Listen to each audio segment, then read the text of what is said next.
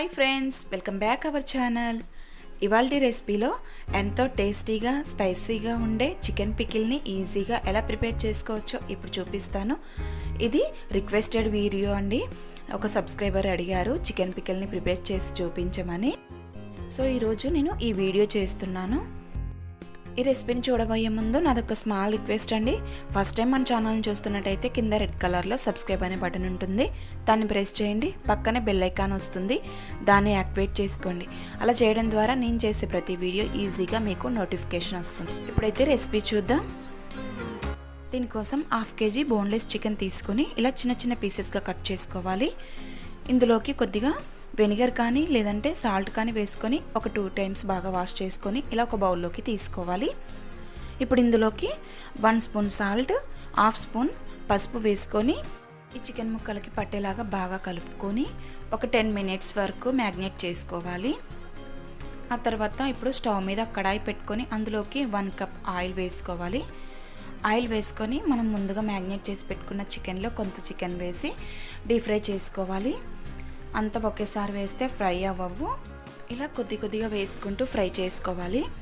స్టవ్ని medium to high ఫ్లేమ్లో adjust చేసుకుంటూ ఈ చికెన్ ముక్కల్ని ఫ్రై చేసుకోవాలి. వీటిని గోల్డెన్ బ్రౌన్ కలర్ వచ్చి క్రిస్పీగా అయ్యేంత వరకు ఫ్రై చేసుకోవాలి. అప్పుడే మనకి చికెన్ పికిల్ అనేది పాడవకుండా ఎక్కువ రోజులు స్టోర్ చేసుకోవచ్చు.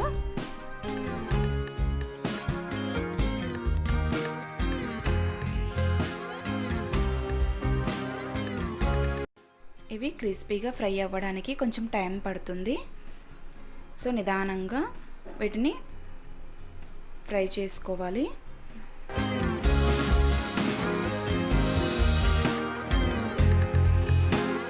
చూసారు కదా, చికెన్ పీసెస్ ఫ్రై అయినాయి. ఇలా క్రిస్పీగా రావాలి. ఇప్పుడు వీటిని ఒక బౌల్లోకి తీసుకోవాలి. మిగిలిన వాటిని కూడా ఇలాగే క్రిస్పీగా ఫ్రై చేసుకొని బౌల్లోకి తీసుకోవాలి.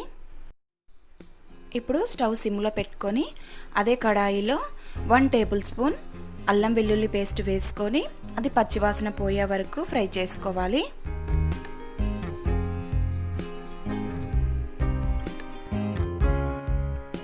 ఇలా ఫ్రై చేసుకున్న తర్వాత ఇప్పుడు ఇందులోకి మనం ముందుగా డీప్ ఫ్రై చేసుకున్న చికెన్ పీసెస్ని వేసుకొని కలుపుకోవాలి.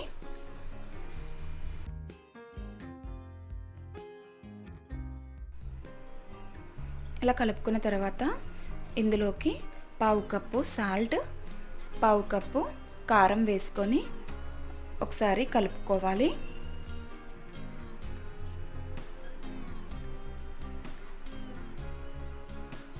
ఇలా కలుపుకున్న తర్వాత ఇప్పుడు ఇందులోకి 1 స్పూన్ వేయించి పౌడర్ చేసుకున్న జీలకర్ర పొడిని వేసుకోవాలి. అదే విధంగా 1 స్పూన్ ఆవాల పొడిని వేసుకోవాలి.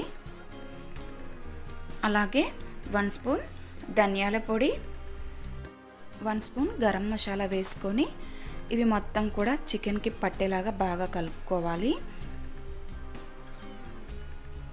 ఇలా ఒక 2 minutes స్టవ్ని సిమ్లో పెట్టుకొని కలుపుకోవాలి. ఇలా కలుపుకున్న తర్వాత స్టవ్ ఆఫ్ చేసుకొని దీన్ని పూర్తిగా చల్లారనివ్వాలి. ఇది చల్లారిన తర్వాత ఇప్పుడు ఇందులోకి 1/2 లెమన్ని జ్యూస్ పిండుకోవాలి. జ్యూస్ ఎక్కువగా ఉంటే 1/2 లెమన్ అయితే సరిపోతుంది, లేదంటే 1 లెమన్ని తీసుకోవాలి. ఒకసారి దీన్ని మొత్తాన్ని కూడా బాగా మిక్స్ చేసుకోవాలి. అంతేనండి, ఎంతో స్పైసీగా టేస్టీగా ఉండే చికెన్ పికిల్ రెడీ అయింది. ఇలా చాలా ఈజీగా సింపుల్గా చేసుకోవచ్చు. ఫ్రెండ్స్, మీకు ఈ వీడియో నచ్చినట్టయితే తప్పకుండా లైక్ చేయండి, షేర్ చేయండి, కామెంట్ చేయండి. మరొక మంచి రెసిపీతో మళ్ళీ కలుద్దాం. Bye friends, thanks for watching.